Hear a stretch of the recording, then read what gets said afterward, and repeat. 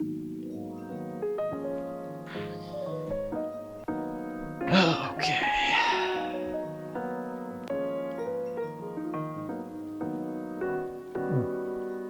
Welcome back, everybody, to Lessons in Filmmaking. It's been a little while.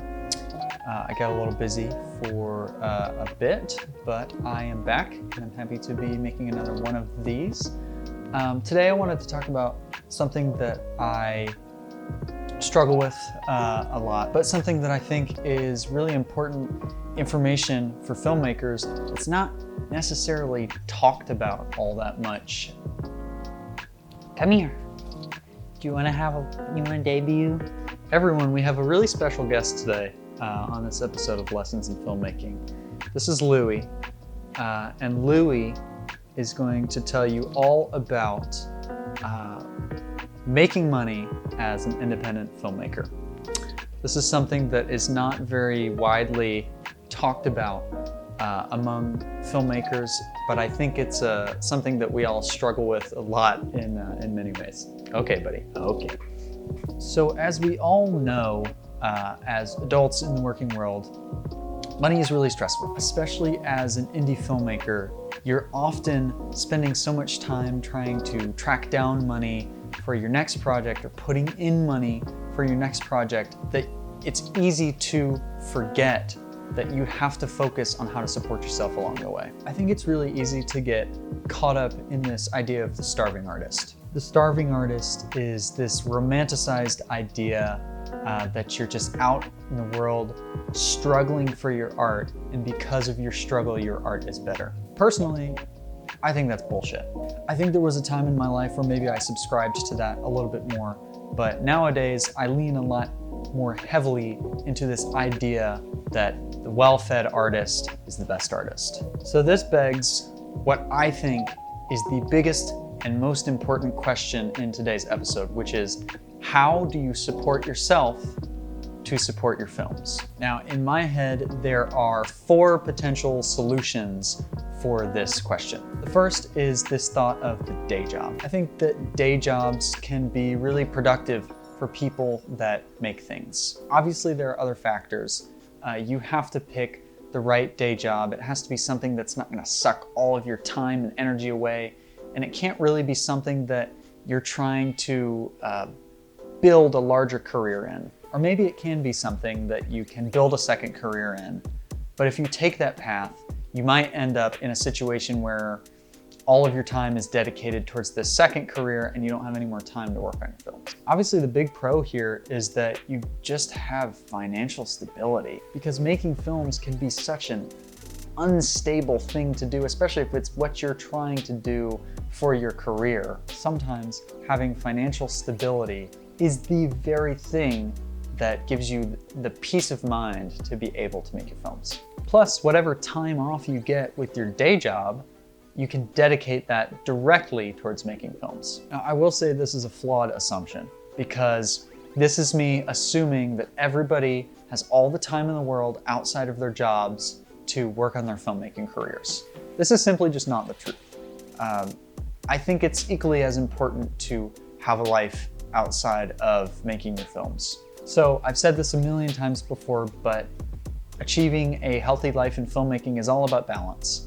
So if you decide to go down this day job route, I think it's really important to, 1, pick something that you enjoy, and 2, maintain a healthy life outside of your day job, and then when you have the available time, work on your films. Okay, option number 2 is freelancing. So I can speak a little bit better to this option because I've done it. I'm still continuing to do it, at least part-time. So I have a little bit more knowledge on what this kind of life is like. So freelancing is such a wide scope. There's so many things that you can do as a freelancer. You could freelance in filmmaking. So you could work on crews for different projects, whether they're narrative or whether they're commercial or whether they're documentary. You could work with clients to create projects through a company. This is actually what I am doing and what I'm dedicating a little bit more time towards. You could take gigs, filming things, you could do videography, you could do website design, you could do graphic design. there's so many different things that you can do. It's just about picking what fits your skill set and figuring out how can you use that skill set to meet the needs of whatever job is available. So the biggest pro to freelancing is that you gain back some freedom over your own time. I think this is extremely important for any filmmaker because filmmaking can sometimes be a scheduling nightmare. So having some freedom over your own time allows you to kind of put things where you want them. This way you can schedule a shoot around some other jobs wherever it makes sense. So this is a little bit of what I do now, at least part-time, as I'm starting to grow things.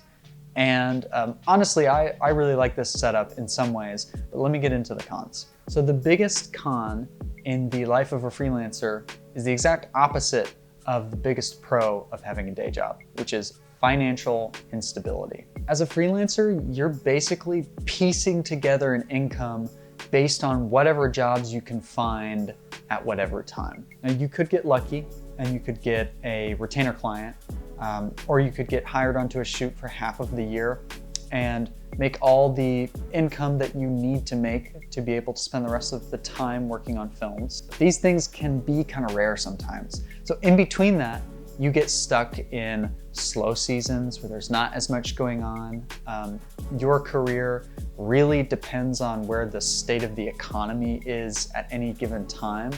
So if there's not a lot of hiring being done for full-time jobs, there's probably not a lot of hiring being done for freelance gigs as well. You also really have to have, one, an entrepreneurial spirit, but you have to have a business mindset to make this kind of thing work. So ultimately, you are gaining back freedom of your own time, but you're putting in a lot of extra hours in order to make it all work. It's extremely tough and it takes a lot of legwork, but if you have a really good work ethic and the spirit of an entrepreneur, which I think we as indie filmmakers definitely do, then this could be a great option for you. One little side note here is that if you take this path and you attack your career with a business mindset, it's only going to help you when you one day have a finished project that you're trying to sell, because then you'll have that similar business mindset to be able to navigate things like distribution. Okay, option number 3, in my mind, is teaching. And by teaching, what I mean is more specifically to teach filmmaking. As a teacher, you are going to have the opportunity to mentor younger filmmakers and help them grow in their work, which can be extremely gratifying. I do a little bit of this now. I teach just one day a week at an after-school center, and I'm teaching filmmaking to early teenagers. I find it to be extremely fulfilling and tons of fun, and I often find that as I'm teaching them, I'm also teaching myself. So being a teacher, being someone that is teaching filmmaking, it only makes you a better filmmaker because you are constantly exploring new ideas. Now, the downsides to teaching is that while you might have financial stability, this is not usually the most lucrative career option. So if you're looking at the potential to self-fund your projects, then being a teacher is probably not the best path. You also, typically if you want to teach at a college, you're going to need a master's degree, which means you're going to have to spend some more money on some more college. Depending on your financial situation, put yourself into a little bit more debt. And ultimately, while teaching is awesome and super fun, and while I think that teaching at a college is a really great option, this really is an entirely separate industry. So while you are teaching about the craft, you might end up in public education or higher education, which is a whole different realm to be in when ultimately you just want to be making things. But again, that kind of falls back into the category of the day job.